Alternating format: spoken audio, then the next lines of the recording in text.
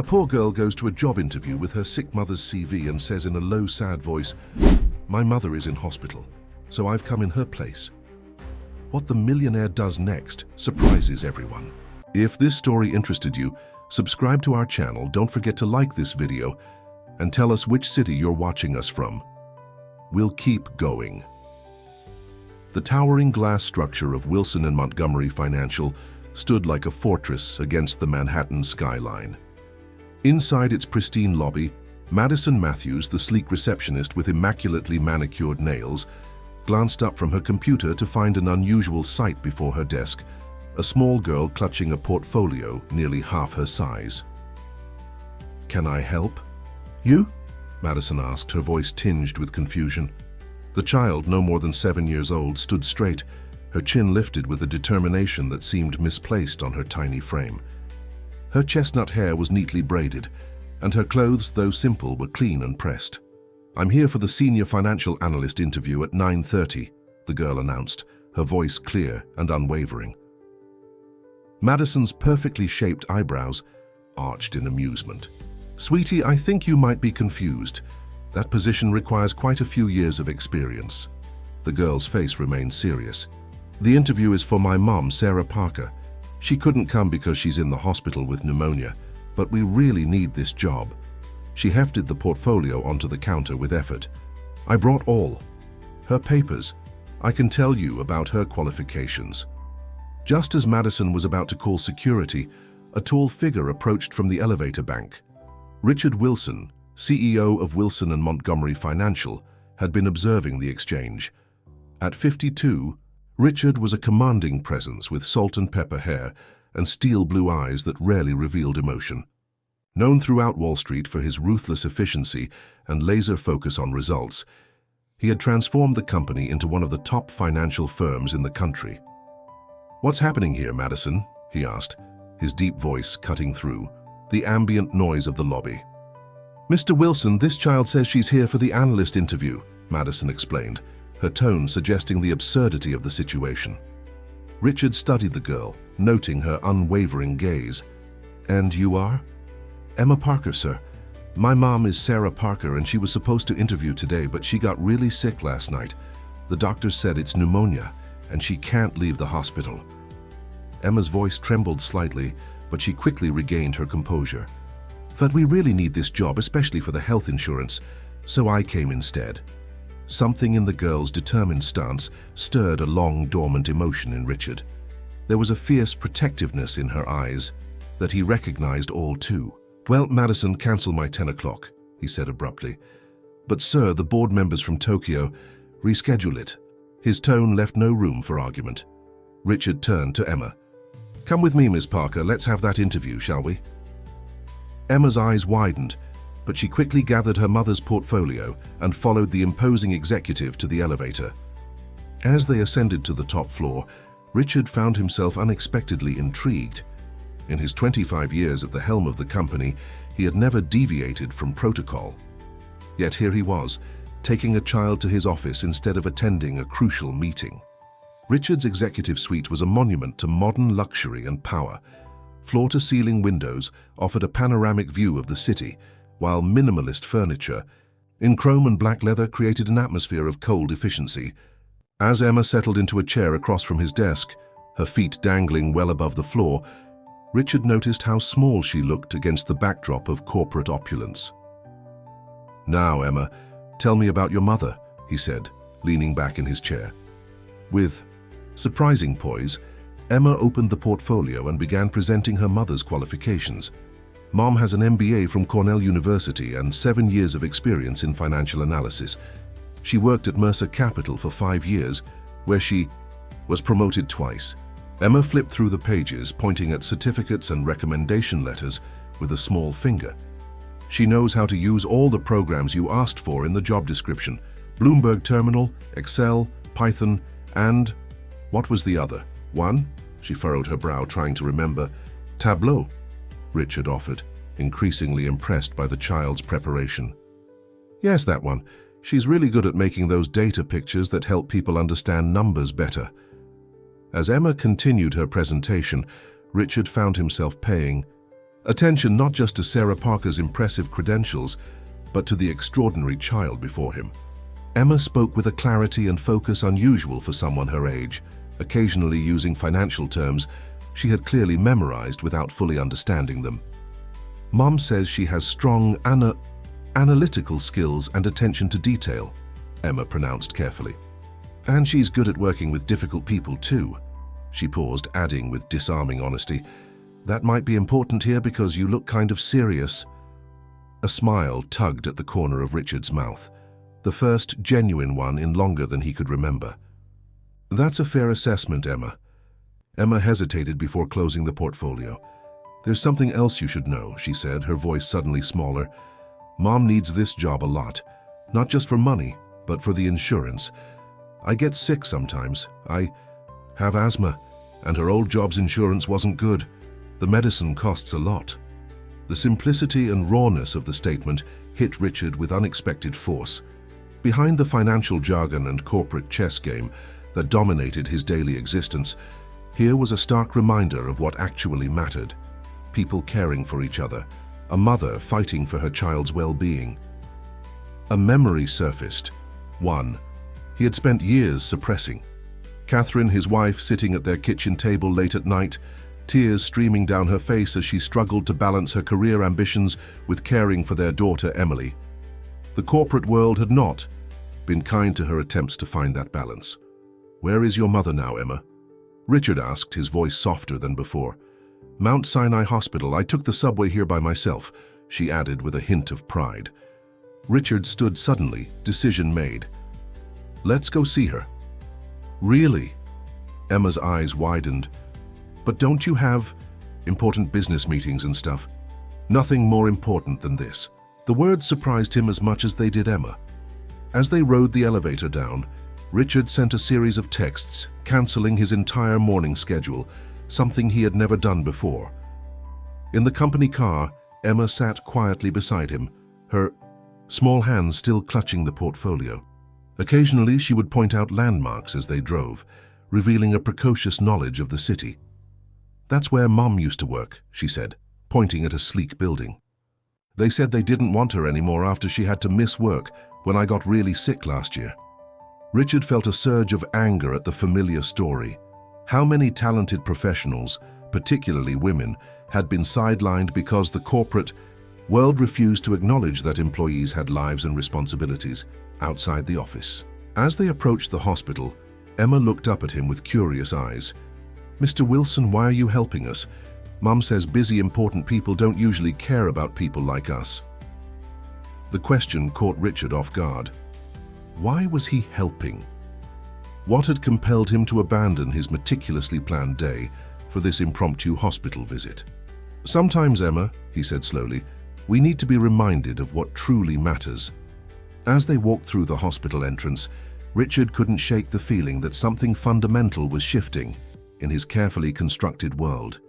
For years, he had built walls around himself, focusing solely on corporate success while avoiding any emotional entanglements. Now, following this determined little girl through the hospital corridors, those walls were beginning to crumble. Room 407 was quiet, except for the rhythmic beeping of medical equipment. Sarah Parker lay propped against pillows, her normally vibrant complexion pallid under the harsh fluorescent lighting. When the door opened to reveal her daughter alongside a tall, imposing man in an expensive suit, her eyes widened in alarm. "Emma, what are you doing here? You should be at school." Sarah's voice was weak but filled with maternal concern. She tried to sit up straighter, triggering a bout of deep, painful coughing. "Mum, it's okay. I went to your interview," Emma announced, proudly approaching the bed. "And I brought Mr. Wilson. He's the big boss." Sarah's face drained of what little color it had. "Mr. Wilson? Richard Wilson?" Her eyes darted from her daughter to the CEO standing awkwardly by the door.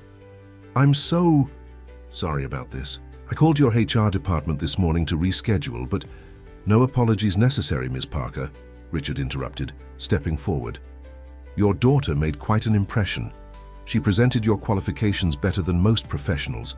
"I've interviewed?" Sarah closed her eyes briefly, mortification washing over her features. "Emma, What were you thinking? Emma climbed onto the chair beside the bed. You said this job was really important, and I know all about your work stuff. You practice your interviews with me all the time. Richard observed the interaction with fascination. The bond between mother and daughter was palpable, a protective fierceness emanating from both despite their reversed roles in this moment. Ms. Parker, may I? Richard gestured to the vacant chair on the other side of the bed. Sarah nodded, bewilderment evident in her expression. I'm still trying to understand why the CEO of Wilson & Montgomery would personally come to see a sick job applicant. Richard settled into the chair, his usual commanding presence softened somewhat in the hospital setting. Your daughter is very persuasive, and your resume is impressive. Cornell MBA, extensive experience at Mercer Capital, proficiency in all the technical tools we require. He paused. But what interests me most is what isn't on your resume, your resilience. Sarah's eyes narrowed slightly. Mr. Wilson, I appreciate the courtesy visit, but I've been through enough interviews to recognize when I'm being evaluated. If you're concerned about my ability to perform due to being a single mother, actually, Richard interjected, I'm more concerned about why someone with your qualifications has been on the job market for 6 months. The directness of the question hung in the air. Emma looked between the adults, sensing the tension. Mum's super qualified, Emma offered, but people don't want to hire her because of me. They think she'll miss work if I get sick. Emma, Sarah admonished gently. Well, it's true, Emma persisted. That's what Mrs. Davenport said when she didn't get the job at Baker Financial. I heard her on the phone. Richard's jaw tightened. Is that accurate, Miss Parker? Sarah sighed, her professional facade momentarily cracking. No one says it explicitly, that would be illegal. But yes, after multiple rounds of interviews, I'm often passed over for candidates with fewer qualifications, but fewer complications. She gestured toward Emma. Single motherhood is viewed as a liability in our industry, Mr. Wilson. I'm sure you're aware of that.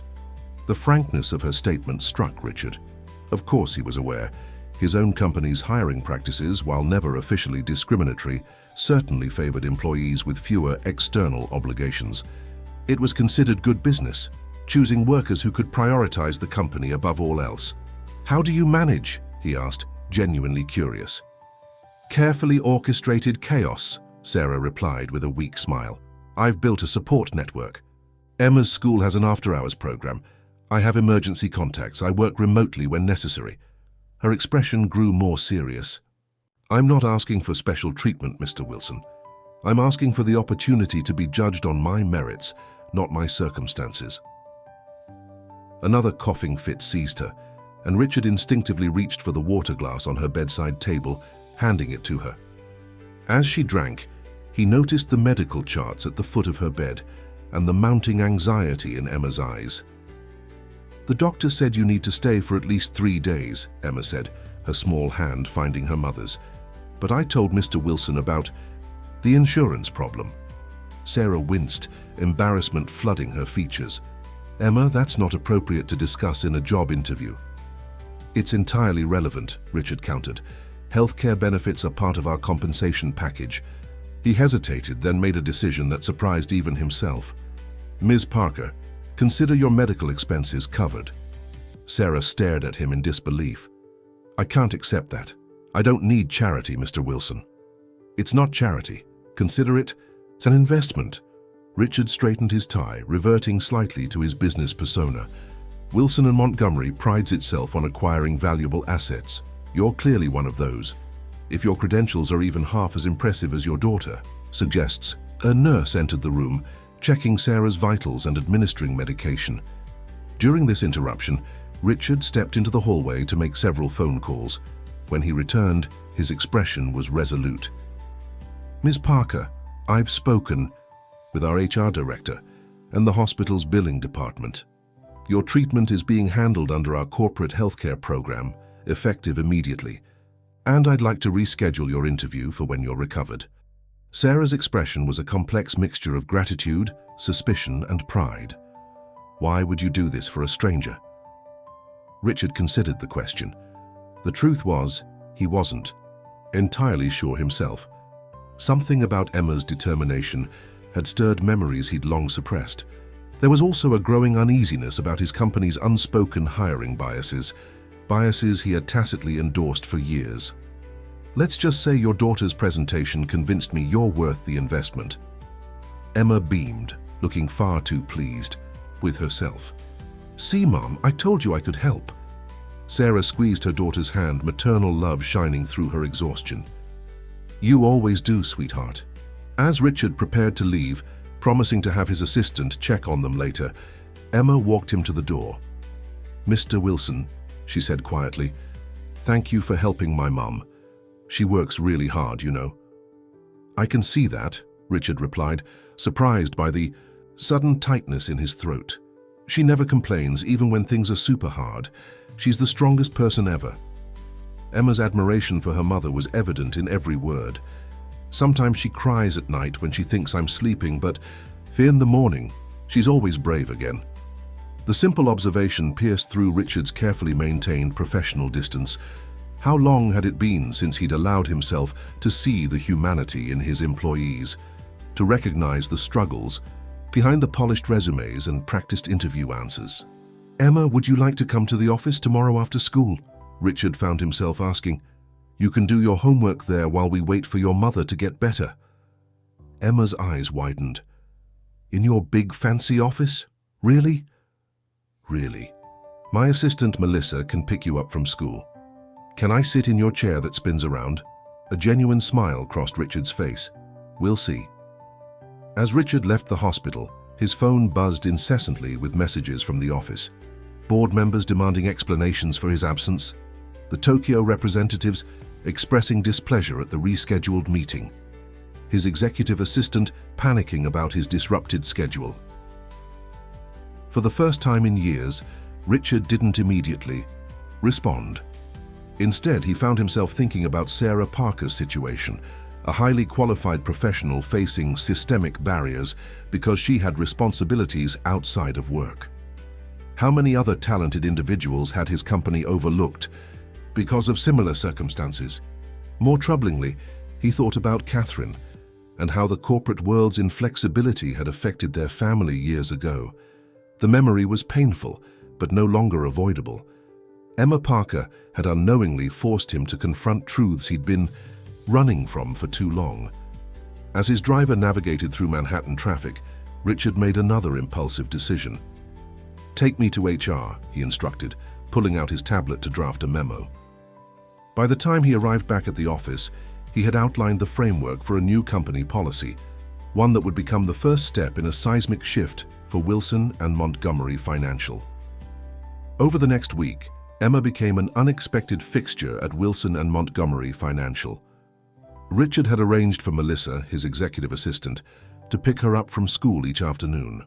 The conference room adjacent to his office was transformed into a makeshift homework station, complete with snacks and art supplies that Melissa had thoughtfully provided. Richard found himself increasingly drawn to the conference room during breaks between meetings. Emma's presence was oddly comforting, a breath of fresh air in the sterile corporate environment. She approached her schoolwork with the same determination she'd shown when presenting her mother's qualifications, her small face scrunched in concentration as she tackled math problems or spelling exercises. On the third afternoon, Richard entered the conference room to find Emma studying a large diagram of the company's supply chain that had been left on the whiteboard after a morning meeting. "What are you looking at, Emma?" he asked, setting down a folder of reports he needed to review. Emma pointed to the complex flowchart. "This picture of how things move in your company. But it doesn't make sense." "It's a supply chain diagram," Richard explained, surprised by her interest. "It shows how information and resources move through different departments." Emma nodded seriously. "I know what a supply chain is. Mum explained it when we watched a documentary about how toys get made. But your picture has a problem." Richard raised an eyebrow, amused by her confidence. "Oh? What problem is that?" "These two boxes should talk to each other," she said, pointing to the marketing and product development sections. "See, if they shared information earlier, you wouldn't need this extra step here. It would be faster." Richard stared at the diagram, then back at Emma. The child had inadvertently identified an inefficiency that his team of consultants had overlooked. The lack of direct communication between two key departments was indeed creating redundancies in the process. "That's actually quite insightful, Emma," he said slowly. "How did you notice that?" Emma shrugged. "It's like when Mom and I clean the apartment. If we don't talk about who does what, we both end up cleaning the same thing twice." Richard chuckled, making a mental note to revisit the process flow with his operations team. "You might have a future in consulting, Miss Parker." Emma beamed at the compliment before returning to her homework. Richard found himself lingering, watching her methodical approach to problem solving. There was something about her that reminded him painfully of Emily, his daughter who had been separated from him years ago in the aftermath of the tragic accident that had also taken Catherine away from him. Emily would have been about Emma's age now. The thought, usually suppressed beneath layers of work and emotional armor, surfaced with unexpected clarity. What would Emily be like today? Would she have the same determined spirit, the same quick mind? "Mr. Wilson, are you okay?" Emma's voice pulled him from his thoughts. "You look sad." Richard composed himself quickly. "I'm fine, just thinking about a complicated problem. Mom says when problems get too big in your head, you should write them down or talk about them," Emma offered, twirling her pencil. "It makes them smaller." "Your mother sounds very wise," Richard replied, struck by the simple truth of the advice. "She is. The doctors say she can come home tomorrow. She's getting better really fast." Emma's face lit up. "And she's excited about her interview with you. She's been practicing answers on her phone." Richard nodded, having been kept updated on Sarah's improving condition. He'd visited the hospital twice more, each time finding himself drawn into surprisingly candid conversations with Sarah, once Emma was distracted by the TV or her tablet. Sarah Parker was unlike anyone in his usual social circle. Despite her difficult circumstances, she maintained a positive outlook and a fierce devotion to her daughter that Richard found admirable. Their discussions ranged from financial market trends to philosophy, revealing a sharp intellect and thoughtful perspective that would be valuable to his team. More importantly, these conversations had awakened something Richard had long forgotten: the simple pleasure of human connection without agenda or pretense. In Sarah's hospital room, he wasn't CEO Richard Wilson with a reputation to maintain. He was just Richard, a person connecting with another person. The following day, Sarah was discharged from the hospital. Despite her protests, Richard sent his personal car to bring her to the office for her rescheduled interview. When she arrived, Emma ran to embrace her mother, chattering excitedly about her time at Mr. Wilson's big, important company. Richard watched their reunion from his office doorway, noting how Sarah's professional demeanor softened completely in her daughter's presence. Despite still looking pale and moving carefully, Sarah radiated a quiet strength that commanded respect. The interview was a formality. Richard had already decided to hire Sarah, impressed by both her qualifications and her character. The discussion focused less on technical skills and more on Sarah's ideas for improving the company's analytical frameworks, ideas that were innovative and practical. "Miss Parker, I'd like to offer you the position," Richard said as the interview concluded. "With one additional responsibility if you're willing." Sarah regarded him cautiously. "What additional responsibility?" "I've been thinking about our company policies regarding work-life balance," Richard said, choosing his words carefully. "Or rather, our lack thereof. I'd like you to help develop a new framework, one that supports employees with family obligations while maintaining productivity." Sarah's surprise was evident. "That's not typically part of a financial analyst's role." "Consider it a special project," Richard replied. "You have first-hand experience with the challenges. Your perspective would be valuable." A skeptical look crossed Sarah's face. "Mr. Wilson, while I appreciate the opportunity, I have to ask, why the sudden interest in family-friendly policies? Wilson and Montgomery isn't exactly known for its progressive workplace culture." The question was direct, challenging. Richard appreciated her candor. "Let's just say recent events have caused me to reevaluate certain assumptions," he answered. "Sometimes we need an outside perspective to see flaws in our systems." Sarah studied him for a moment before nodding. "I accept the position, including the special project. When would you like me to start?" "Next Monday. That gives you a few days to recover fully and make any necessary arrangements for Emma." Richard handed her an employment package. "You'll find the details of your compensation and benefits here. I've included an advance to cover any remaining medical expenses." Sarah accepted the folder with dignity. "Thank you for the opportunity, Mr. Wilson. I won't let you down." "I know you won't." The certainty in his voice surprised them both. As AT, Sarah and Emma prepared to leave, Melissa entered with an update on the Tokyo situation. Richard reluctantly turned his attention back to business matters, but not before noticing the contemplative look Sarah gave him as she guided Emma toward the elevator. Over the next few weeks, Sarah quickly proved her worth at Wilson & Montgomery. Her analytical skills were exceptional, and her presentations to clients were both thorough and accessible.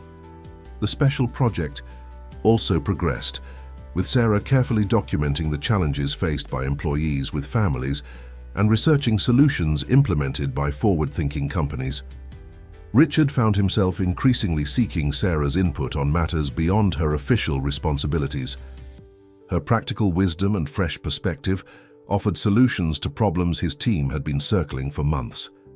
Emma continued to visit the office occasionally, particularly when Sarah needed to work late.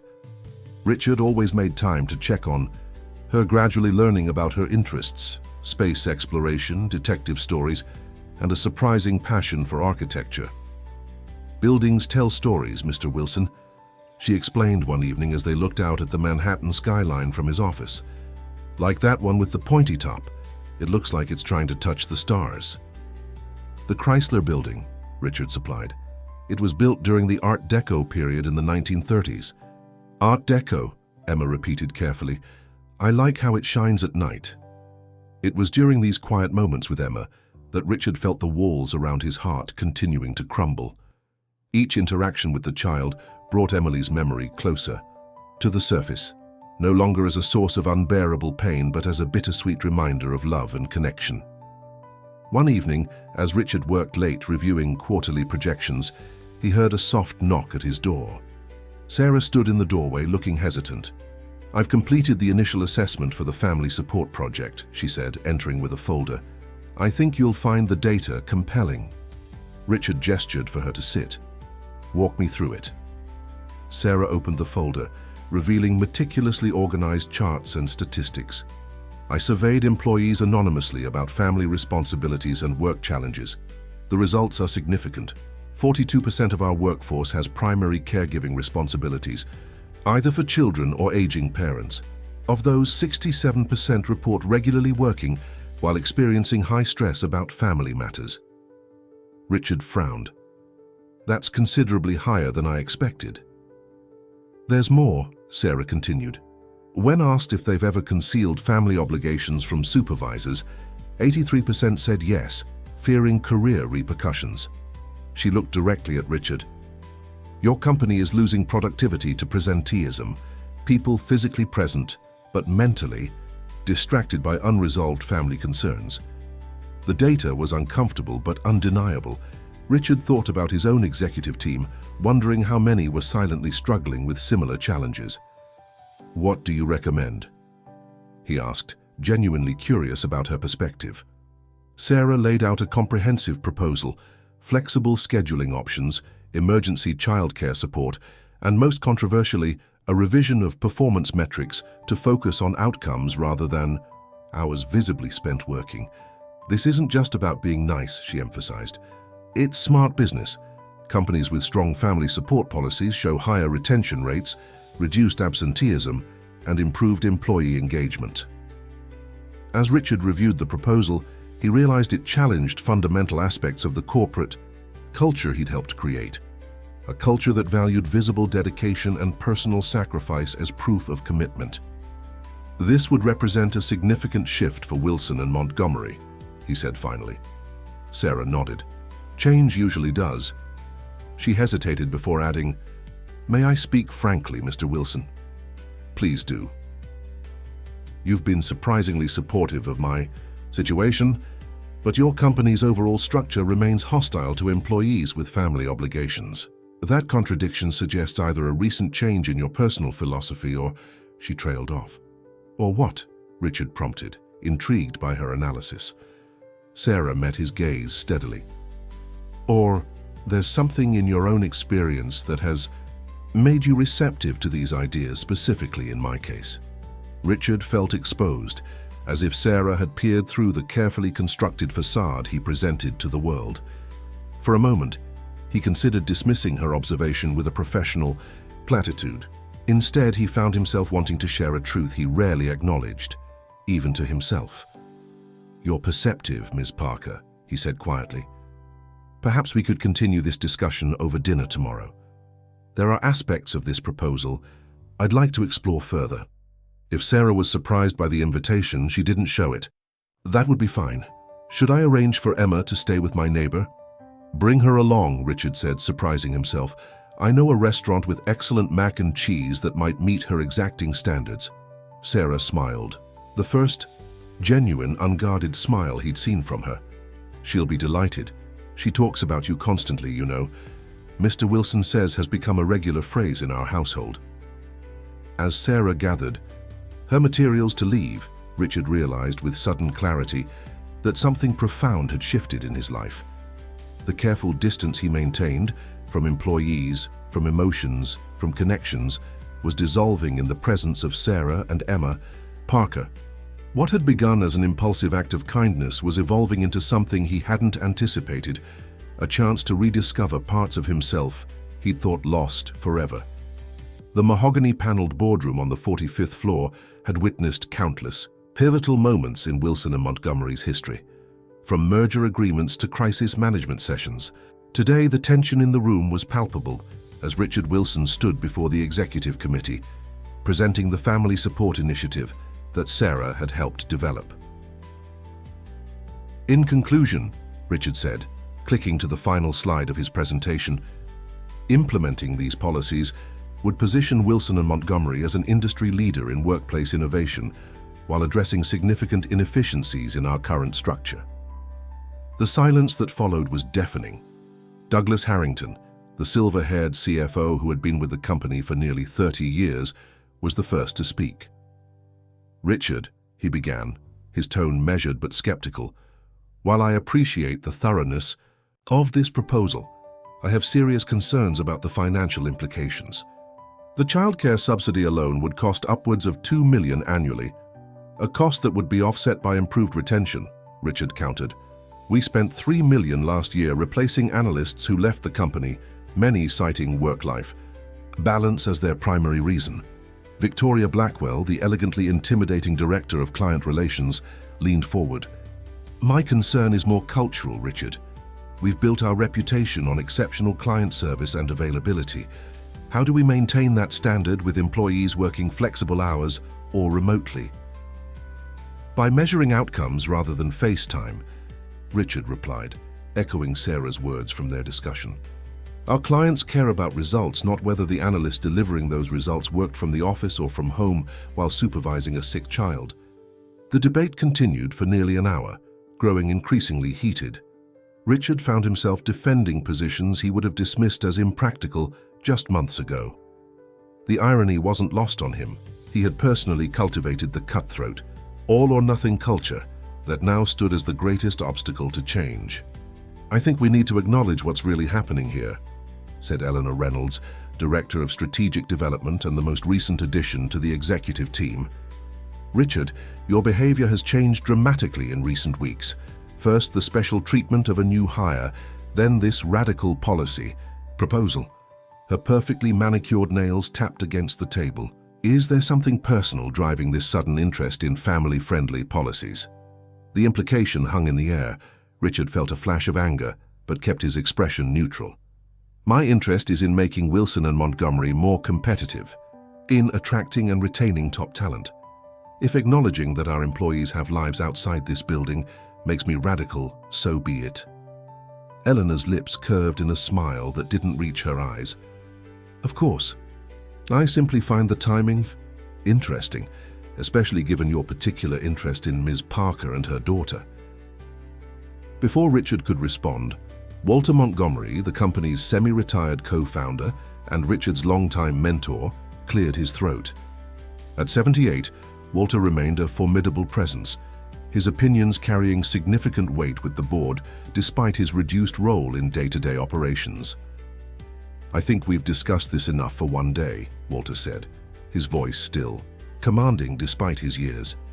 Richard, the committee will need time to review the full proposal. In the meantime, perhaps we could implement some elements on a trial basis. It was a classic Walter move, appearing conciliatory while effectively delaying any meaningful action. Richard recognized the tactic, but nodded in agreement, knowing that pushing harder would only strengthen resistance. As the meeting adjourned, Walter gestured for Richard to remain behind. When the room had cleared, the older man fixed Richard with a penetrating stare. "What's really going on, Richard? I've known you for 25 years and I've never seen you champion something like this." Richard considered deflecting, but found himself unwilling to dissemble with the man who had been his mentor and friend for so long. "I've been re-evaluating some of our fundamental assumptions, Walter, about what makes an employee valuable, about how we measure success." Walter nodded slowly. And this re-evaluation coincidentally began when Sarah Parker and her daughter entered the picture. Richard met the older man's gaze directly. They provided perspective I'd been missing, or perhaps avoiding. "This is about Catherine and Emily, isn't it?" Walter asked quietly. The question struck like a physical blow. Walter was one of the few people who knew the full story of the tragedy that had shattered Richard's personal life 15 years ago. "It's about doing what's right for the company," Richard insisted, though his voice lacked conviction. Walter sighed, the weight of decades of friendship evident in his expression. "Just be careful, Richard. Don't let emotions cloud your judgment. This company needs the Richard Wilson I've always known, focused, objective, uncompromising." "Maybe that Richard Wilson was wrong about some things," Richard replied, surprised by his own words. Walter's expression hardened slightly. "We built this company on certain principles that have served us well. Don't dismantle them on a whim." He gathered his papers and stood to leave. "Think carefully about what you're doing, Richard. Not everyone on the board will be as understanding as I am." The warning was clear, though couched in concern. As Walter left, Richard remained in the empty boardroom, contemplating how quickly his professional foundation had shifted. 3 months ago, he would have dismissed the family support initiative without a second thought.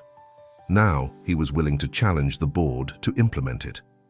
When Richard returned to his office, he found Sarah waiting with a stack of client reports. The contrast between the boardroom's resistance and Sarah's quiet efficiency only strengthened his resolve. "How did the presentation go?" she asked, handing him the files. "About as expected," Richard replied, setting the reports on his desk. Support from some, strong resistance from others. Walter suggested a trial implementation, his diplomatic way of shelving the idea. Sarah's expression remained professional, but disappointment flickered in her eyes. "I see. Well, even small steps forward are still progress." "I'm not settling for small steps," Richard said with sudden determination. "The full initiative goes to the board next week. I want you there for the presentation." Sarah looked surprised. "Me? That's highly unusual for someone at my level. You developed half the proposal. You should help defend it." Richard hesitated before adding, "Besides, I think it would be valuable for the board to hear directly from someone affected by these policies." Sarah considered this, then nodded. "All right. I'll prepare some additional data points to strengthen our case." As she turned to leave, Richard noticed a copy of the Wall Street Journal on his desk, folded to reveal a business column. The headline made his blood run cold. "Wilson and Montgomery CEO's personal interest in new hire raises questions." Sarah followed his gaze to the paper.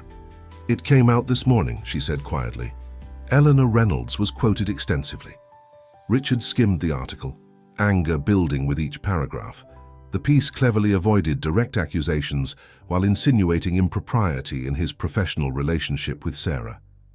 It questioned his judgment in implementing family-friendly policies, suggesting they were motivated by personal rather than business interests. "This is a deliberate attempt to undermine both you and the initiative," Richard said, tossing the paper aside. "I'm sorry you've been dragged into this." Sarah's expression remained composed, though tension showed in her shoulders. "I've faced worse than office politics and tabloid journalism, Mr. Wilson. My concern is for the initiative. This kind of publicity could kill it before it has a chance." Richard admired her focus even as he recognized the damage the article could cause. "I'll have PR prepare a response. In the meantime..." His phone buzzed with a message from Melissa. "Emergency. Board call requested by E. Reynolds and 3 others. Subject: professional conduct concerns." Richard exhaled slowly. It seems Eleanor is escalating faster than anticipated. The board wants an emergency call to discuss professional conduct concerns. Sarah's composure finally cracked, worry crossing her features. "They're using me to block the initiative." "They're trying to," Richard corrected, "but they've miscalculated if they think this will make me back down." He checked his watch. "The call is in 30 minutes. Would you mind finding Emma and staying in the conference room until it's over? I'd rather not have her wandering the office with this situation developing." Sarah nodded. "Of course. And Richard?" She hesitated, the use of his first name still unfamiliar. "Don't put your position at risk for this. The company needs you in charge to make any real change." After Sarah left, Richard prepared for the call, reviewing company bylaws regarding executive conduct. He was calm by the time the board members appeared on his screen. He had faced far worse crises in his career. Eleanor Reynolds spoke first, her tone one of reluctant concern that Richard knew was entirely manufactured. "Thank you all for joining on short notice. I've called this meeting because I'm deeply concerned about decisions being made that affect Wilson and Montgomery's reputation and culture." For the next 20 minutes, Eleanor methodically outlined her case. Richard's special treatment of Sarah, the rushed development of the Family Support Initiative, the potential financial implications, and the appearance of impropriety created by his personal interest in Sarah and Emma's welfare. When she finished, Richard thanked her calmly and proceeded to dismantle her arguments one by one. He presented Sarah's exceptional qualifications and performance reviews, detailed the business case for the initiative with hard data, and addressed the personal allegations directly. Ms. Parker was hired because she is extraordinarily qualified. The family policies were developed because they make business sense, as the data clearly shows. Any insinuation of impropriety is not only false, but potentially libelous. His voice remained steady, but the warning was unmistakable. The board. Members exchanged glances, clearly surprised by his direct approach. Walter Montgomery, joining remotely from his Florida home, broke the silence. "I think we can all agree that Richard's personal life is his own business, provided it doesn't affect his judgment as CEO," Walter said carefully. "The real question is whether these proposed policies serve the best interests of Wilson and Montgomery." The conversation shifted back to the initiative itself, which Richard counted as a small victory. By the call's end, no definitive action had been taken against either Richard or the initiative, though Eleanor's displeasure was evident in her tight-lipped farewell. As Richard ended the call, he noticed an email notification from the company's cybersecurity team. The subject line read, "Unusual access to personnel files, confidential report." Opening the message, Richard discovered that someone had accessed Sarah's personnel file multiple times over the past week, including her medical information and emergency contact details. The access had been traced to a senior executive's credentials, Eleanor Reynolds. Richard sat back, processing this new information. Eleanor hadn't simply been gathering ammunition for a professional disagreement. She had deliberately violated company policy by accessing confidential personnel information. More disturbingly, the timestamps showed she had accessed the files before the newspaper article appeared, suggesting she might have been the source for the story. A knock at his door interrupted his thoughts. Sarah stood in the doorway, her expression troubled. "Emma just received a call on my phone from someone claiming to be from your office," she said, her voice tight with controlled anger. "They asked her questions about our relationship with you and whether we spend time together outside of work. I took the phone, but they hung up." Richard felt a cold fury, unlike anything he had experienced in years. Using him as a target was one thing. Bringing a child into corporate warfare was unforgivable. "That crosses the line," he said, standing abruptly. "I need to speak with security immediately." As he moved toward the door, Sarah stopped him with a hand on his arm. "Richard, what's happening here goes beyond office politics. Someone is deliberately trying to hurt you by using Emma and me. Before this goes any further, I need to know, why are you really fighting for these changes? Why risk your position for policies you never cared about before?" The question hung between them, demanding a truth Richard had avoided fully acknowledging, even to himself. Looking into Sarah's eyes, he found he could no longer evade it. "Because 15 years ago," he said quietly, "my wife Catherine faced the same impossible choices you're facing now, and the consequences destroyed our family." Sarah's expression softened as she absorbed Richard's words. "I think we need to talk," she said gently. "Really talk." Richard nodded, the weight of 15 years of silence suddenly unbearable. "Not here, there are too many ears." They collected Emma from the conference room, where she had been drawing elaborate skyscrapers on the whiteboard. Richard arranged for his driver to take them to his penthouse apartment overlooking Central Park, a space few people from the company had ever seen. The ride was quiet, with Emma sensing the adult's serious mood and occupying herself with a game on Sarah's phone. Richard gazed out the window, mentally preparing to share a story he had kept buried for so long that speaking it aloud seemed almost impossible. His penthouse was immaculate, but impersonal, more like an upscale hotel suite than a home. Floor-to-ceiling windows offered spectacular views, and the furnishings were expensive but generic, as if selected from a catalogue rather than chosen with care. The only personal touch was a small framed photograph on a side table showing a younger Richard with a beautiful dark-haired woman and a toddler with a bright smile. Sarah noticed the photograph immediately, but said nothing, as Richard arranged for Emma to watch a movie in the media room. When they were alone in the living room, Richard poured 2 glasses of water, his usual scotch untouched. "Catherine was a corporate attorney," he began without preamble, his voice steady but distant. "Brilliant, ambitious. We met during a merger. Negotiation.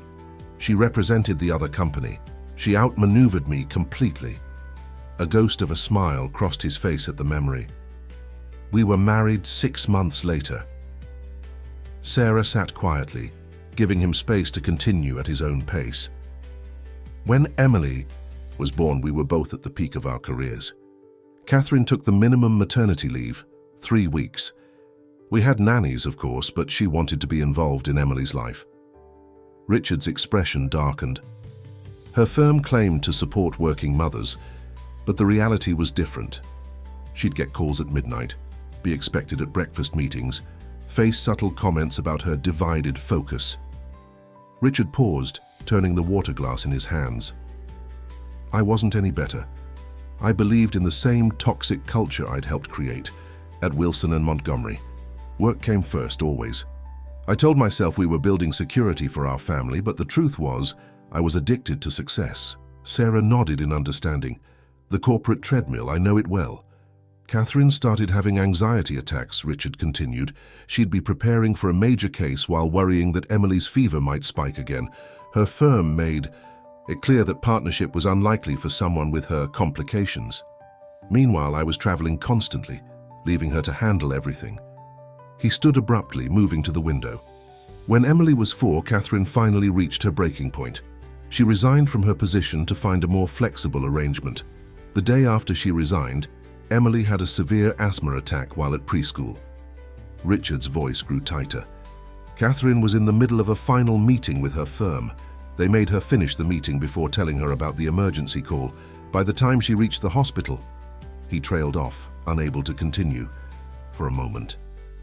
Emily recovered, he finally said, choosing his words carefully. But Catherine never forgave herself for not being there sooner. She never forgave her firm for delaying the message, and she never forgave me for creating a life where such choices were necessary. Richard turned back to Sarah, his eyes haunted by memories. We separated 6 months later. Catherine took Emily to her parents' home in Seattle to recover and rebuild her life. They were driving there when his voice faltered. There was a terrible accident on the mountain pass. I lost them both. Sarah's eyes filled with tears. Richard, I'm so sorry. I buried myself in work afterward, he continued, needing to complete the story now that he'd begun. Built Wilson and Montgomery into what it is today. Convinced myself that nothing mattered except success, until Emma walked into our lobby and showed me exactly what I've been running from all these years. The silence that followed was heavy with shared understanding.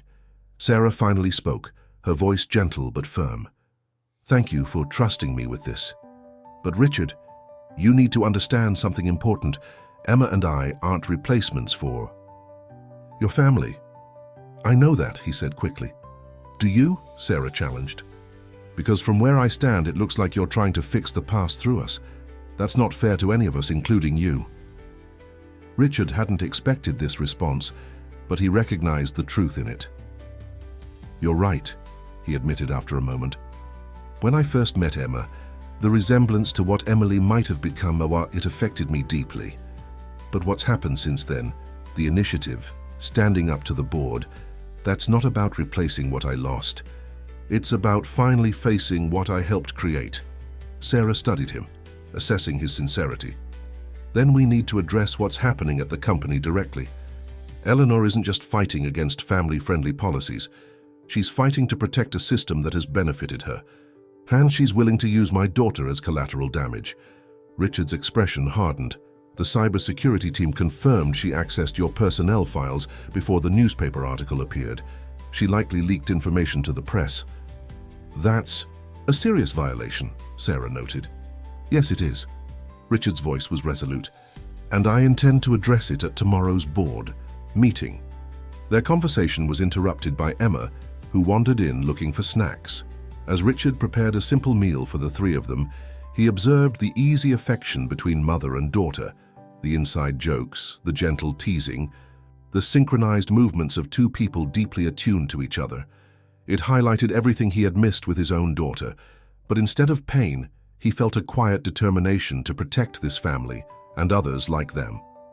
The next morning, the Wilson and Montgomery boardroom was unusually full. Word had spread about the emergency meeting, drawing board members who typically attended remotely. Eleanor Reynolds sat confidently, exchanging quiet comments with her allies. Walter Montgomery occupied his usual seat at the head of the table. Opposite Richard, his expression unreadable. Richard entered with Sarah beside him, causing a ripple of whispers. Eleanor's eyebrows rose in mock surprise at Sarah's presence. Before we begin, Richard announced, his voice commanding immediate attention, I want to address the allegations that have been circulating. Ms. Parker is here not only as the co-developer of the Family Support Initiative, but as an employee whose privacy has been violated. He activated the room's display, showing the cybersecurity report. This document confirms that Ms. Reynolds accessed confidential personnel files without authorization, including medical information protected by federal law. The timestamps correlate with information that subsequently appeared in the press. Eleanor's composure slipped momentarily before she recovered. That's absurd. I was conducting standard due diligence on a high-profile hire with unusual circumstances. Due diligence doesn't include accessing medical records or emergency contact information, Richard countered. Nor does it involve contacting an employee's child directly, which also occurred. Murmurs of concern spread through the room. Even Eleanor's supporters looked troubled by this revelation. Furthermore, Richard continued, Ms. Reynolds' opposition to the Family Support Initiative appears to be based not on business concerns, but on maintaining a status quo that discriminates against working parents, particularly mothers. Eleanor's face flushed with anger. That's completely unfair. I've worked harder than anyone to get where I am. I didn't ask for special treatment, and neither should anyone else. No one is asking, "For special treatment," Sarah interjected, her calm voice cutting through the tension. "We're asking for equal opportunity to succeed without being penalized for having families." Walter Montgomery cleared his throat. "Richard, while Ms. Reynolds' actions regarding personnel files are concerning and will be addressed, they don't change the fundamental question before this board. Is this initiative in the best interests of Wilson and Montgomery?" "I believe it is," Richard replied, "but I also believe there's a larger issue we need to confront." He hesitated, knowing his next words would irrevocably change his relationship with his mentor. "Walter, do you recall the Hammond lawsuit from 2008? Walter's expression froze. "That case was settled confidentially. It's not relevant to today's discussion." "I think it is," Richard insisted, "because yesterday I received documents suggesting that Wilson and Montgomery had a systematic, though unofficial, policy of discriminating against mothers in hiring and promotion decisions. A policy that was in place when Catherine Wilson applied for a position here in 2007. A stunned silence fell over the room. Richard had never publicly connected his personal tragedy to the company, and the implications of his statement were explosive. "What are you saying, Richard?" Walter asked, his voice dangerously quiet. "I'm saying that my wife, seeking more family-friendly employment after our daughter's health crisis, applied to work here. She was rejected despite being eminently qualified. The rejection letter cited cultural fit issues. The same language the Hammond documents show was code for mother with young child." Richard maintained his composure, though his heart was pounding. "Catherine then took a position with a firm that required extensive travel, the only option available to her. She was on that business trip when the accident occurred." The boardroom was completely silent. Even Eleanor looked shaken by this revelation. "Are you blaming the company for your family's tragic accident?" Walter finally asked, his voice strained. "No," Richard replied firmly. "The accident was just that, an accident. What I'm addressing is the system that forced Catherine into impossible choices, a system we created and maintained, Walter. A system that continues to harm talented employees like Sarah and countless others." Sarah, who had been quiet during this exchange, spoke. "Twice, I'm not here to assign blame for past decisions. I'm here because we have an opportunity to create something better. The data is clear.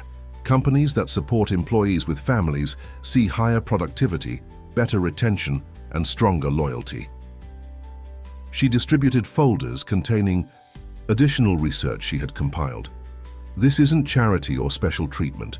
It's smart business that benefits everyone, including those without children, who also have lives and responsibilities outside work." The board members began reviewing the materials, the mood shifting from confrontational to contemplative. Richard noticed several of the women on the board exchanging meaningful glances as they read specific sections. Eleanor, sensing the changing tide, attempted to regain control. "This is all very moving, but sentiment doesn't drive shareholder value. Richard is clearly too emotionally involved to make objective decisions on this matter." "Actually," interjected Diane Winters, a normally quiet board member who had served as CFO for several major corporations, "the financial projections for this initiative are remarkably sound. The potential ROI on reduced turnover alone justifies the investment." Another board member, James Chen, nodded in agreement. "My company implemented similar policies 3 years ago. Our productivity metrics improved by 23% in the first year." Walter Montgomery watched these exchanges with a troubled expression.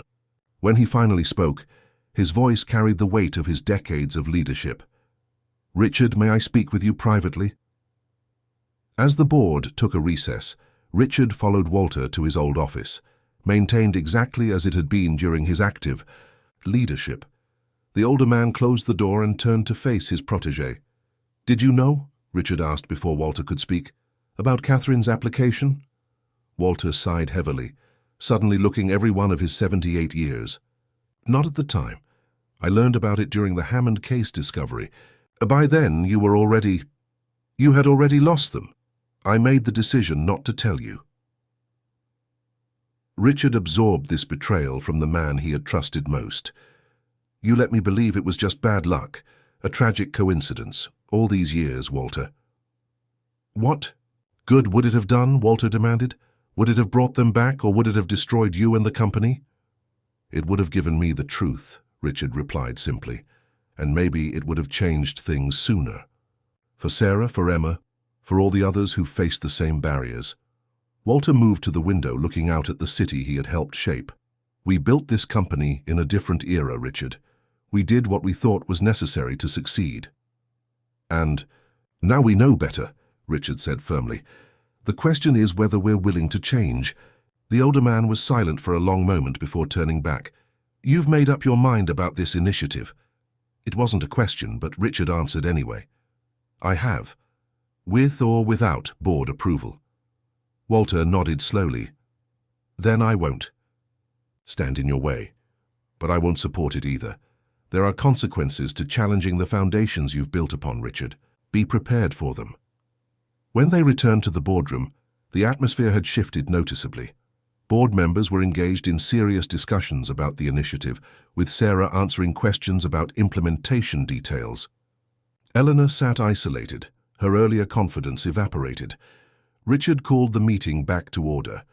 I believe we've had a thorough discussion of the proposed family support initiative. Unless there are further questions, I'd like to move to a vote. Eleanor made one last attempt. This is being rushed through without proper consideration of the long-term implications. On the contrary, Richard replied, we've been ignoring the long-term implications of our current policies for far too long. It's time to correct that. He looked around the table. All in favor? Hands rose across the table, not unanimous, but a clear majority. Walter abstained, as did Eleanor and two others. The initiative had passed. As the meeting adjourned, Richard addressed Eleanor directly. Ms. Reynolds, please remain. We need to discuss the unauthorized access of personnel records. The boardroom emptied quickly, leaving Richard, Sarah, and Eleanor in uncomfortable silence. Richard didn't mince words. Your actions violated company policy and potentially federal law. Under normal circumstances, immediate termination would be the only option. Eleanor's facade finally cracked. This is about revenge, isn't it? Because I dared to challenge your judgment? No, Richard replied calmly.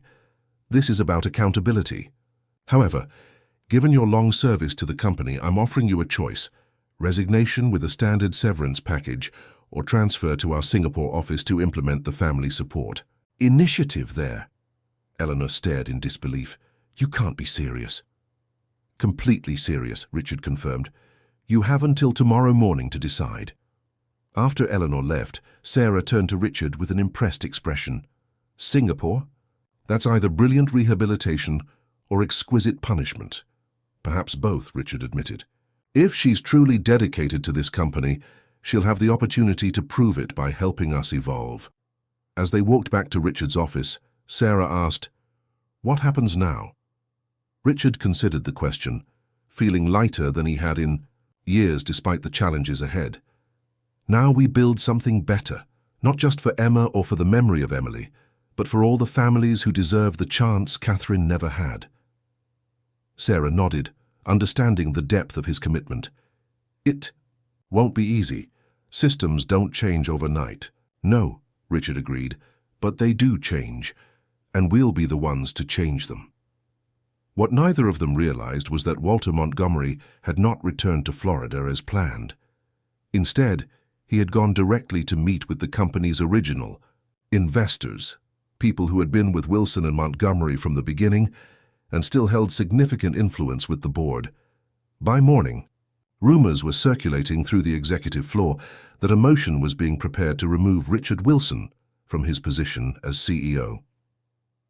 Richard was reviewing implementation plans for the Family Support Initiative when Melissa rushed into his office without knocking, something she had never done in her 8 years as his assistant. Sir, I just received this from Walter's executive assistant, she said, placing a document on his desk.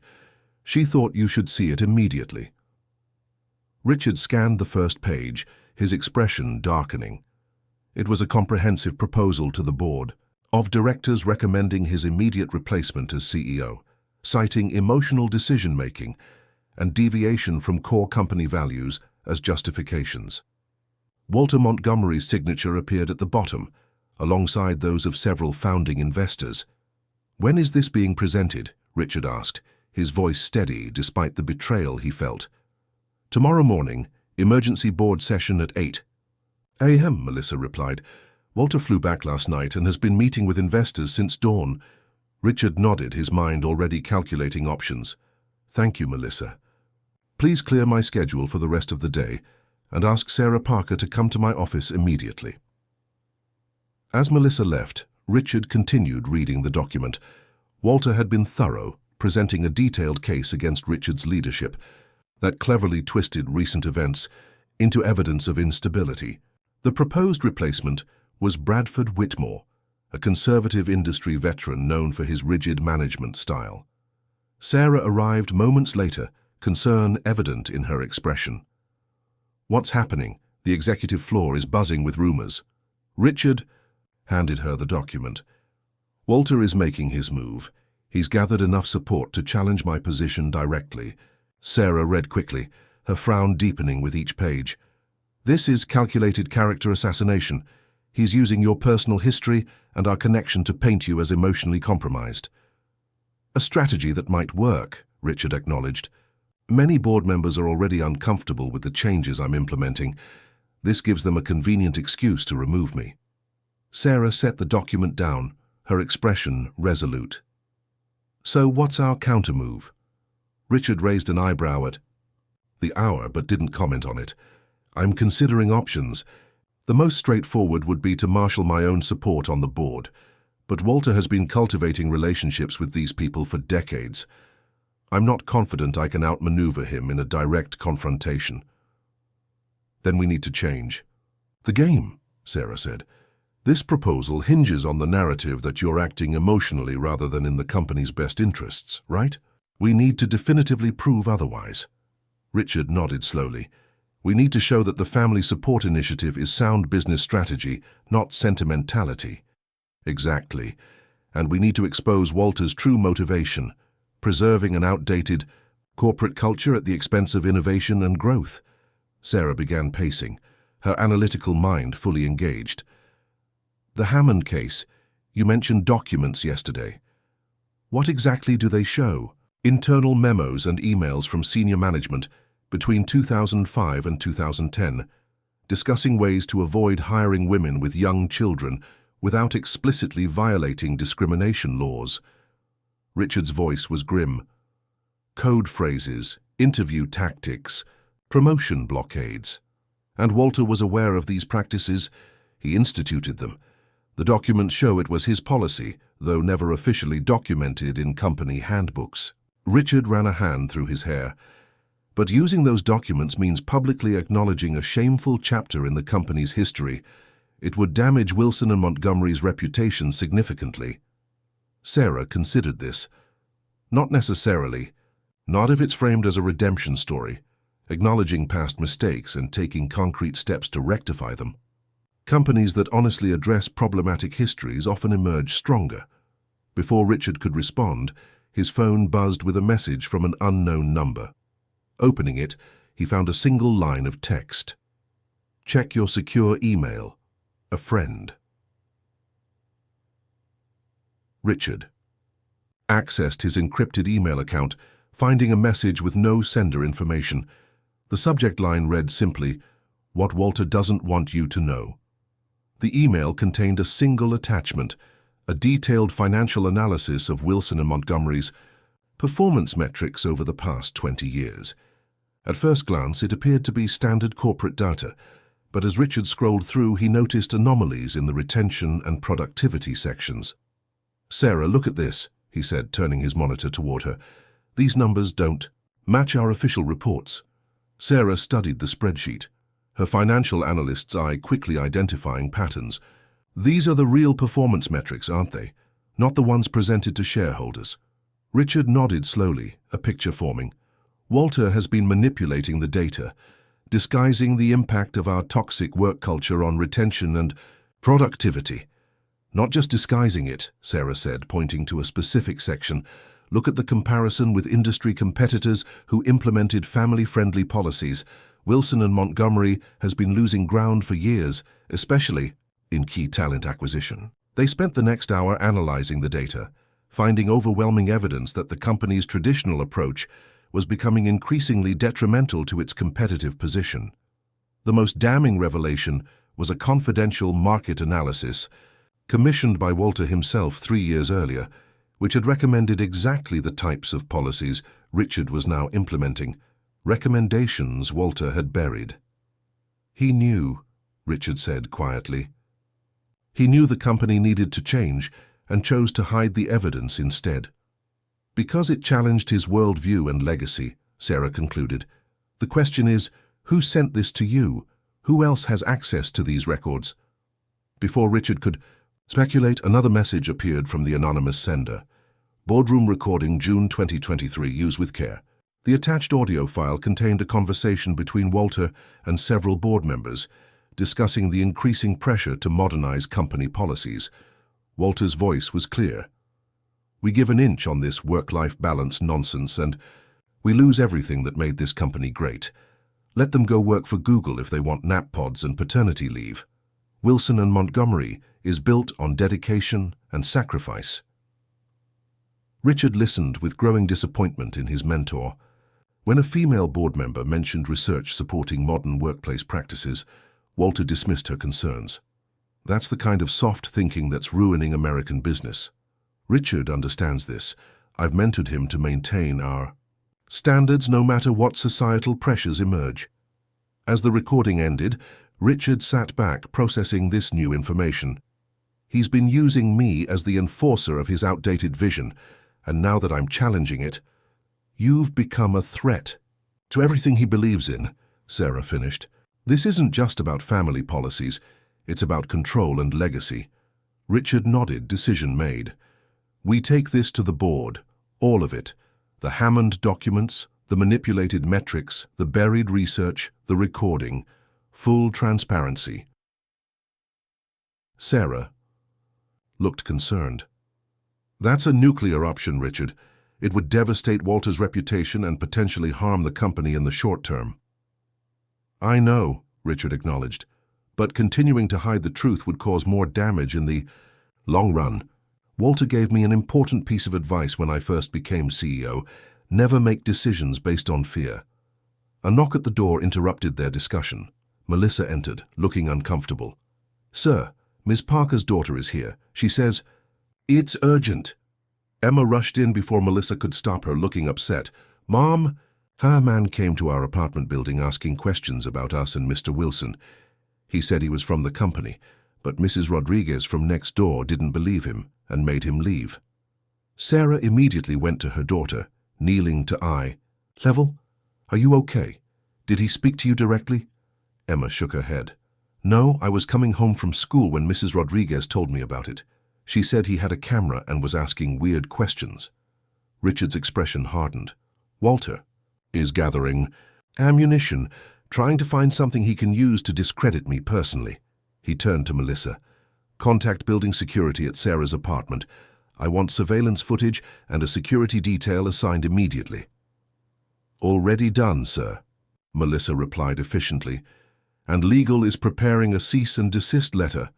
Richard looked at Sarah and Emma, concern evident in his eyes. I'm sorry you've been dragged into this.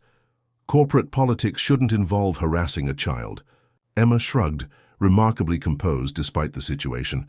It's okay, Mrs. Rodriguez called him a chismoso sin vergüenza and threatened him with her cane. He ran away pretty fast. Despite the tension, Richard couldn't help smiling at the image. I think I like Mrs. Rodriguez. She's fierce, Emma agreed. Mom says she's my honorary abuela. Sarah stood, keeping a protective hand on Emma's shoulder. Richard, this changes things. Walter isn't just fighting you professionally. He's willing to target my family. We need to end this quickly.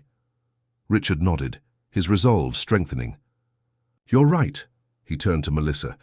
Contact each board member personally. I want an emergency meeting tonight, not tomorrow. Tell them it concerns governance issues that cannot wait. What about Emma? Sarah asked. I don't want her anywhere. Near the office with this happening. My penthouse, Richard suggested. I'll have security escort you both there. It's completely secure, and you can stay as long as necessary. As Sarah and Emma prepared to leave with Richard's security team, Emma paused at the door. "Mr. Wilson, are you in trouble because you're helping us?" The innocent question carried profound weight. Richard knelt to Emma's level, just as Sarah had done moments earlier. "No, Emma, I'm in a difficult situation because for a long time I didn't help people when I could have. You and your mum reminded me of what's truly important." Emma considered, this with a seriousness beyond her years. "My teacher says it's never too late to do the right thing." "Your teacher is very wise," Richard replied, surprised by the emotion those simple words evoked. After Sarah and Emma departed with security, Richard spent the afternoon preparing for the board meeting, organizing the evidence, and developing his strategy. By early evening, 16 of the 20 board members had confirmed their attendance, either in person or virtually, enough for binding decisions. The boardroom filled slowly, tension evident as members sensed the gravity of the situation. Walter arrived last, his confident stride faltering slightly when he saw Richard already seated at the head of the table, appearing completely composed. "Richard," Walter greeted stiffly, "I wasn't aware you had called this meeting." "Evidently," Richard replied, gesturing for Walter to take his seat. "I believe we have matters to discuss that shouldn't wait until tomorrow." Once everyone was settled, Richard began without preamble. "I've called this emergency session because Wilson and Montgomery stands at a critical juncture. The decisions we make today will determine not just the company's leadership, but its fundamental values and future direction." He activated the room's display, showing the first document, Walter's proposal for his removal. "Many of you have already seen this. What you haven't seen is the complete picture." For the next 30 minutes, Richard methodically presented the evidence.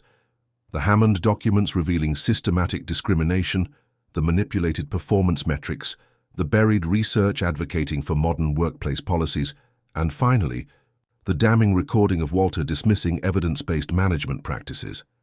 The board members' reactions ranged from shock to anger to dismay. Walter sat rigidly, his expression darkening as each new piece of evidence appeared. "This is a coordinated attack on my character," Walter finally erupted, standing abruptly.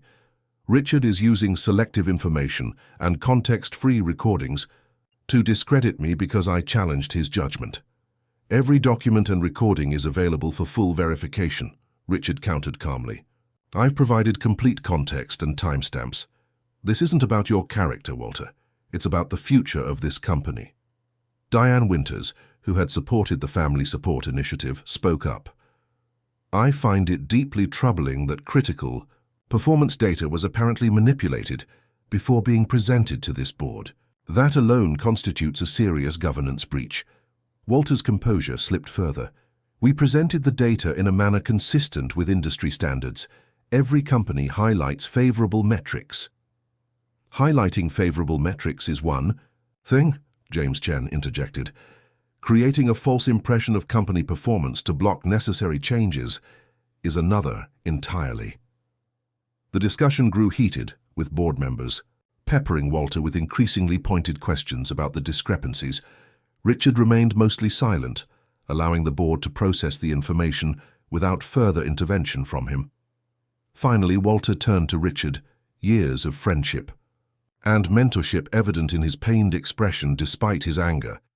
"You would destroy everything we built together. 30 years of partnership, Richard. 30 years. "I'm trying to save what's worth saving," Richard replied quietly. "The innovation, the excellence, the integrity, those were real. But the methods, Walter, some of them were wrong. We both know that now." Walter shook his head, his voice dropping. "We made necessary choices in a competitive environment. You understood that once." "I was wrong," Richard said simply, "and now I'm trying to make it right." Walter looked around the table, sensing his diminishing support. In a final attempt to regain control, he addressed the board directly. "Richard, Wilson is compromised by personal tragedy and emotional entanglement with an employee. His judgment cannot be trusted on matters affecting this company's fundamental culture. The accusation hung in the air for a moment before Richard responded. Yes, I am personally affected by these issues. My family suffered because of toxic workplace policies that I later perpetuated as CEO. I acknowledge that freely. He stood commanding the room's attention. But good leadership isn't about being disconnected from human experience. It's about using that experience to make better decisions. Every person in this room has been shaped by personal events. The question is whether we learn from them. Richard looked each board member in the eye as he continued. Wilson and Montgomery isn't failing because we're considering family-friendly policies. It's struggling because we're clinging to outdated practices while our competitors evolve. The data is clear. Companies that support their employees' complete lives perform better. Period. The boardroom fell silent as Richard finished. After a moment, Diane Winters spoke. I move that we vote on the original proposal to remove Richard Wilson as CEO, given the new information presented today. The motion was seconded, and the vote proceeded. When the results were tallied, only Walter and 2 others had voted to remove Richard. The proposal was decisively rejected. There's one more matter, Richard said as the vote concluded. Given the evidence of governance violations, we need to address Walter Montgomery's continuing role in this company. Walter's face paled. You can't possibly... I move that Walter Montgomery be removed from his position as Chairman Emeritus, effective immediately, Diane Winters stated firmly. The motion passed by a narrower margin, but it passed. Walter Montgomery, co-founder and architect of Wilson & Montgomery Financial, was removed from his official position with the company he had helped build. As the board meeting adjourned, Walter remained seated, looking suddenly old and diminished. When only he and Richard remained in the room, he finally spoke. Was it worth it, Richard? Destroying me to push your agenda? Richard felt a profound sadness despite his conviction. This isn't what I wanted, Walter. You forced this confrontation, not me. By opposing policies that will weaken the company, by refusing to acknowledge evidence that contradicted your beliefs, by manipulating data, by targeting a child in your campaign against me. Richard's voice hardened on the last point. That's what I cannot forgive. Walter looked away. The investigator exceeded his instructions. I never authorized approaching the girl. But you authorized investigating Sarah and Emma, Richard pressed. You made them targets because they represented a challenge to your worldview. Walter had no response to this. After a long silence, he gathered his papers and stood to leave. At the door he paused. Catherine would be proud of you, Richard. I never told you that before, but she would be. The unexpected words struck Richard deeply. Before he could respond, Walter was gone, leaving behind the weight of 3 decades of complicated history. As Richard prepared to leave the empty boardroom, his phone buzzed with a message from his security team. Package delivered safely to Penthouse, all secure. Relief washed over him as he realized Sarah and Emma were safe. Now he needed to join them and share the outcome of today's confrontation, a confrontation that had permanently altered not just his professional path, but his personal journey as well. What Richard didn't know was that while the immediate battle had been won, the war was far from over. Walter Montgomery might have lost his official position, but his influence ran deep in the financial industry, and he was not a man who accepted defeat gracefully. 6 months after the tumultuous board meeting, Wilson and Montgomery's Manhattan headquarters buzzed with a different kind of energy. The once sterile reception area now featured a comfortable seating area where a young intern was reading to the children of employees attending an after-hours, a strategy session. Down the hall, a previously unused conference room had been converted into a flexible workspace where parents could bring children in emergency situations. Richard walked through these spaces with quiet satisfaction, nodding to employees who no longer scrambled to look busy when the CEO appeared. The culture was shifting, slowly but perceptibly, toward one where results mattered more than face time and where personal emergencies weren't career-ending secrets. The quarterly numbers came in, Sarah said, falling into step beside him, as he headed toward his office. In her new role as Director of Strategic Initiatives, she had become his most trusted advisor. Retention is up 27% compared to last year. Productivity metrics show a 12% improvement overall, with the highest gains in departments with the highest family support program participation. Richard smiled. Walter would call that correlation, not causation. Walter isn't here, Sarah reminded him, and the exit interviews tell the story clearly enough. People stay when they don't have to choose between career and family. They entered Richard's office, which had undergone its own transformation. The imposing desk had been replaced with a more approachable workstation. Family photos now adorned the walls, not just the single picture of Catherine and Emily that had once stood alone, but new ones as well. Emma's drawings held places of honor, bright architectural creations that showcased her developing talent. "How are the preparations for the public announcement coming?" Richard asked, referring to the company's upcoming press conference. "On schedule. The media package is ready. Testimonials from employees have been recorded, and the foundation paperwork is complete." Sarah handed him a folder containing the final documents for the Wilson and Montgomery Family Support Foundation, an independent nonprofit established to help other companies implement similar policies. Richard reviewed the materials, a sense of purpose washing over him. What had begun as a personal redemption had evolved into something much larger, a movement to transform corporate America's approach to work-life balance. "Have you heard from Walter?" Sarah asked carefully. Richard nodded. "His attorneys delivered the final settlement papers this morning. He drops all claims against the company and me personally. We maintain his retirement benefits and acknowledge his founding role in company." History. The months following Walter's removal had been challenging. True to his combative nature, Walter had initially threatened legal action, claiming defamation and breach of fiduciary duty. But as evidence of his governance violations became increasingly difficult to dispute, he had gradually moved towards settlement. "And the press?" Sarah asked.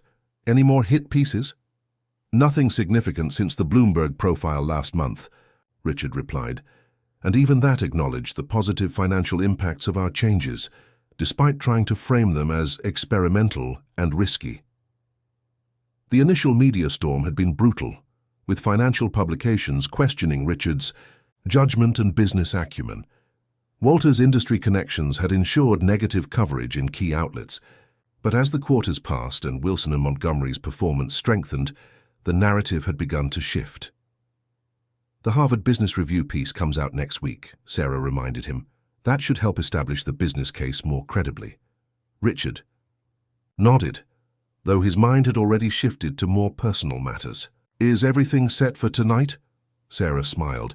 "Emma hasn't stopped talking about it all week. She's calling it the official family dinner." The phrase sent a warm current through Richard's chest. Over the past months, his relationship with Sarah and Emma had deepened beyond professional connection or even friendship. They had become a unit, not replacing what he had lost, but creating something new and equally precious. "I should wrap up here then," Richard said, checking his watch. "Can't be late for such an important occasion." "Actually," Sarah said, "there's one more thing we need to discuss before you go." Her expression turned serious. "The expansion committee voted on the new location this morning." Richard raised an eyebrow. "And?" "Seattle won. Unanimous vote based on talent pool and infrastructure." Sarah watched him carefully, aware of the significance. "Are you okay with that?" Seattle, where Catherine had been taking Emily before the accident, where they had planned to start a new life without him. "Yes," Richard said after a moment, surprising himself with the truth of it. "It feels right somehow, coming full circle." Sarah nodded, understanding the complex emotions behind his simple answer. "Emma and I will go with you for the site selection next month, if that works for you." "I'd like that," Richard replied, grateful once again for her intuitive grasp of what he needed. As they prepared to leave the office, Melissa appeared with an urgent message. "Sir, there's a situation in the lobby. Walter Montgomery is here, asking to see you." Richard and Sarah exchanged concerned glances. Walter had not set foot in the building since his removal from the board. "Did he say what it's about?" Richard asked. "No, sir. He just said it was important and personal." Richard considered for a moment. "I'll see him. Sarah, would you mind staying?" They found Walter waiting in a quiet corner of the lobby, looking both out of place and, oddly, diminished. At 79, he seemed to have aged years in the past months. His commanding presence faded. "Walter," Richard greeted him cautiously, "this is unexpected." "I know," Walter replied, his voice lacking its usual authority.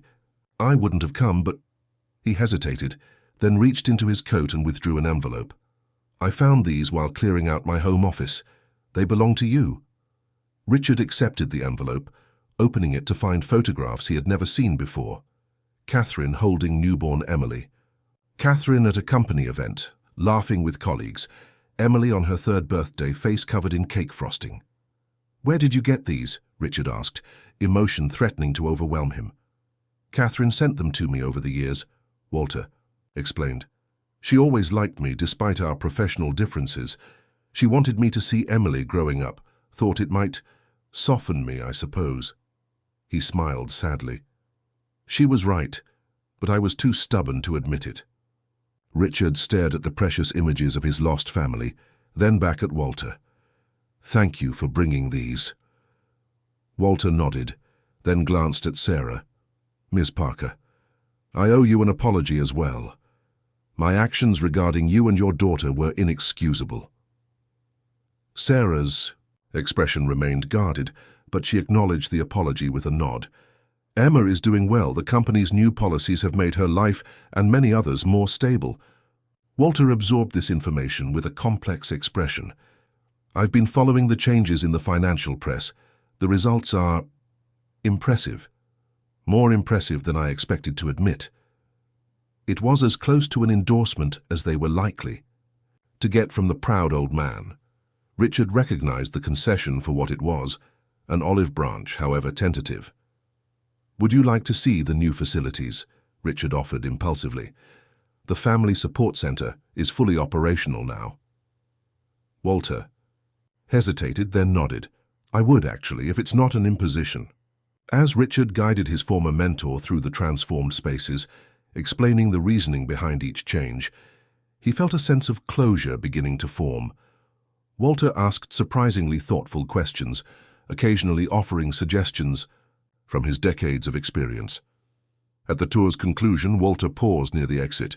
"You've created something remarkable here, Richard. Different from what we built together, but perhaps better suited to the future. It wouldn't exist without the foundation you helped create," Richard acknowledged, offering his own olive branch. "The core principles of excellence and innovation remain." Walter seemed to stand slightly taller at this acknowledgement. "Well, I won't keep you any longer. I believe you have a dinner engagement." At Richard's surprised look, he added, "Melissa mentioned it when I arrived. Family obligations should take priority after all." The subtle acknowledgement of Richard's new personal life and the company's values didn't go unnoticed. As Walter prepared to leave, he extended his hand. "Good luck with the foundation announcement. If you need a statement of support from a reformed dinosaur, let me know." Richard shook his hand, feeling the weight of their complicated history, and the possibility, however faint, of a different kind of future relationship. "I'll do that, Walter, thank you." Later that evening, Richard arrived at Sarah's apartment bearing flowers for both Sarah and Emma, roses for Sarah and sunflowers for Emma, who had declared them the happiest flowers ever. Emma opened the door, dressed in what she called her fancy clothes for the special occasion. "Mr. Wilson, Mom's still getting ready, but I set the table all by myself." "It's Richard, remember?" he gently reminded her, as he had been trying to do for weeks now. The formality of Mr. Wilson seemed increasingly out of place given their evolving relationship. "Right, Richard," Emma practiced, leading him to the dining table she had meticulously prepared. "Do you like it? I used the special napkins and everything." The table was indeed a work of art, with carefully folded napkins, precisely arranged silverware, and hand-drawn place cards, decorated with architectural elements, Emma's signature touch. "It's perfect," Richard assured her, presenting the sunflowers with a formal bow that made her giggle. Sarah emerged from the bedroom, elegant in a simple blue dress. "Sorry to keep you waiting." A last-minute call from the PR team about tomorrow's announcement. Richard handed her the roses, taking a moment to appreciate how beautiful she looked. Their relationship had developed slowly and naturally, friendship deepening into something more meaningful as they worked side by side, transforming the company. They had been careful, both for Emma's sake and to avoid corporate complications, but there was no denying the connection between them. "Emma has created a masterpiece of a table," Richard said, smiling at the girl's proud expression. "She's been planning this dinner all week," Sarah confirmed. "Apparently we have a very important matter to discuss." Emma nodded solemnly. "It's official business." They enjoyed the meal, a collaborative effort between Sarah and Emma, with Richard contributing a dessert prepared by his personal chef. The conversation flowed easily, moving from Emma's school projects to the upcoming Seattle trip to the foundation launch. As they finished dessert, Emma straightened in her chair, adopting what Richard had come to recognize as her business meeting posture, a charming imitation of corporate seriousness. "Now we need to talk about the important thing," she announced. "It's about our family situation." Sarah raised an eyebrow, exchanging a curious glance with Richard. "What about our family situation, sweetheart?" Emma took a deep breath. "Well, Richard comes over for dinner a lot, and we go to his house sometimes. And we're going to Seattle together, and you guys hold hands when you think I'm not looking." Richard felt his face warm as Sarah suppressed a smile. "So I think," Emma continued with impeccable logic, "that we should make it official. Richard should be part of our family for real." The innocent suggestion hung in the air, carrying more weight than Emma could possibly understand. Richard looked at Sarah, finding her eyes filled with the same complex mixture of emotion he felt: tenderness, hope, and a touch of fear at the vulnerability of it all. "Emma," Sarah began carefully, "relationships between grown-ups are complicated." "I know that," Emma interrupted with the confidence of a 7-year-old who believes herself fully informed. "But you're happier when Richard's here, and Richard is happier when he's with us. He doesn't look sad like when I first met him." Richard was amazed, as he often was, by Emma's perceptiveness. "You're right about that, Emma. I am happier with you and your mum." "So it's settled," Emma declared, satisfaction evident in her expression. "We'll be a family." Sarah reached across the table to take her daughter's hand. "Sweetheart, it's not quite that simple. Richard and I are still getting to know each other in this way." "But you like each other," Emma persisted. "A lot. Mum says you're her best friend." Richard's heart warmed at this revelation, his eyes meeting Sarah's. "Yes," Sarah admitted softly. "Richard is my best friend. And you and your mom are the most important people in my life," Richard added, meaning every word. Emma looked between them, clearly pleased with these confirmations. "Then it's just a matter of details. That's what you always say about business. Deals, Mom." Sarah laughed, the tension broken by her daughter's perfect mimicry of her professional phrases. "I suppose it is, in a way." Later, after Emma had gone to bed, Richard and Sarah stood together on the small balcony of the apartment, looking out at the city lights. "I'm sorry about Emma's ambush," Sarah said, though her tone suggested she wasn't entirely sorry. "Don't be," Richard replied, gently taking her hand. "She said what I've been thinking about for months." Sarah turned to him, her expression open and honest. "Richard, I care about you deeply, but I need you to be sure about this. About us. Not as a replacement for what you lost, but as something new and different." Richard understood her concern. "Catherine and Emily will always be part of me," he said quietly, "just as Emma's father is part of her, even though he chose not to be in her life. But what I feel for you and Emma isn't about replacing the past. It's about building a future." Sarah's eyes glistened in the dim light, a future where both of us can be whole, as professionals and as family. "Exactly," Richard said. "The very thing we've been working to make possible at Wilson and Montgomery, a life where success doesn't require sacrifice of what matters most." Ray leaned into him, her head resting against his shoulder. "Emma was right. It is just a matter of details." 6 weeks later, The grand ballroom of the Plaza Hotel was filled with journalists, business leaders, and politicians for the official launch of the Wilson and Montgomery Family Support Foundation. The initiative had captured national attention, with several major corporations already committing to implement similar programs. Richard stood at the podium, Sarah and Emma beside him as he addressed the assembled crowd. Today marks not just the beginning of a foundation, but the continuation of a journey toward a more humane and ultimately more successful vision of American business. One where excellence and family are not competing values, but complementary strengths. As cameras flashed and reporters took notes, Richard felt a profound sense of purpose. The company that had once embodied the worst aspects of corporate culture was now leading a transformation across the industry. The data is clear, Richard continued, gesturing toward the presentation screens displaying research results. Companies that support employees' complete lives, including their family responsibilities, outperform those that don't. This isn't charity or social policy, it's smart business. In the front row, Walter Montgomery sat watching attentively, his presence a statement in itself. Behind him were dozens of Wilson and Montgomery employees with their families, living proof of the policy's impact. But numbers only tell part of the story, Richard said, his voice softening. The true measure of success is in the lives changed. The parent who can care for a sick child without fear of losing their job. The talented professional who doesn't have to choose between career advancement and family responsibilities. He glanced at Sarah, drawing strength from her presence. I speak from personal experience when I say that our traditional corporate structure has extracted too high a price from too many people. Today, we begin to balance that equation. As Richard concluded his speech to enthusiastic applause, Emma slipped her small hand into his. On his other side, Sarah stood proud and confident, the architect of so much of what they were celebrating.